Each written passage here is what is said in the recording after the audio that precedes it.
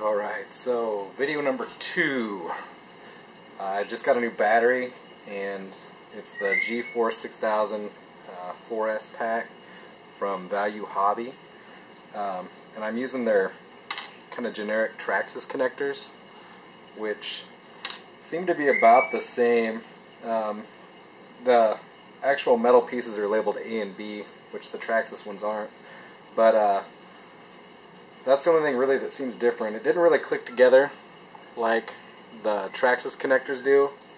It just kind of slid in, but it seems pretty secure, so I'm just going to kind of trust that.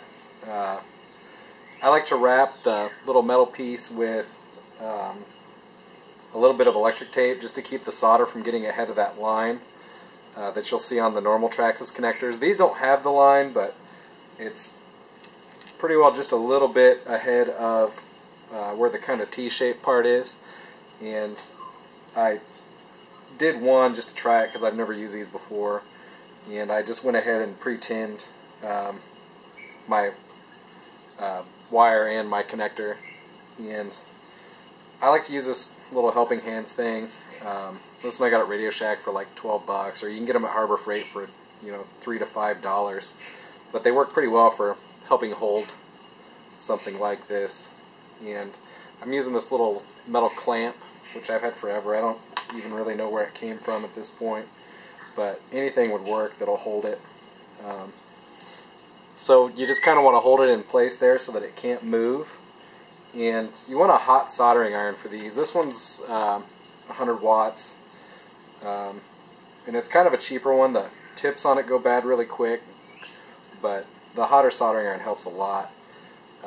So basically I'm just going to heat up the wire and the connector and try to just slide in some solder. The black tape's there to keep the solder from going ahead of where you want it. And you'll see the solder kind of get sucked in there to that joint. This battery's wires are thick enough. This is pretty difficult. Thinner wires always work a little bit better than these thick ones.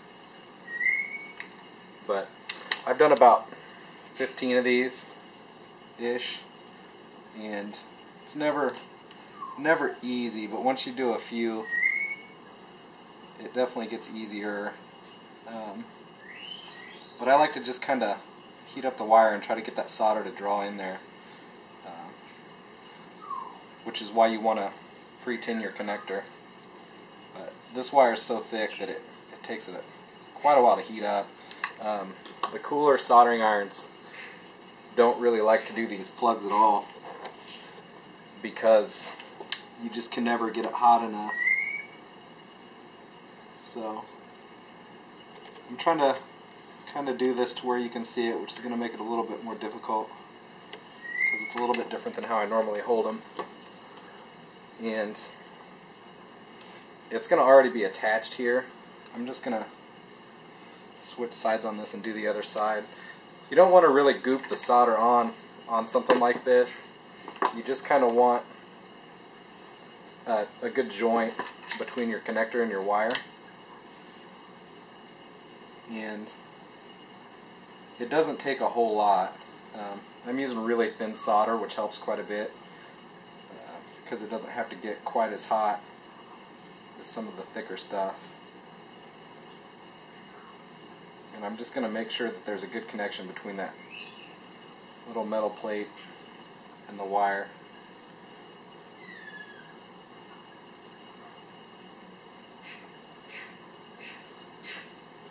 And just try to get solder kind of go on both.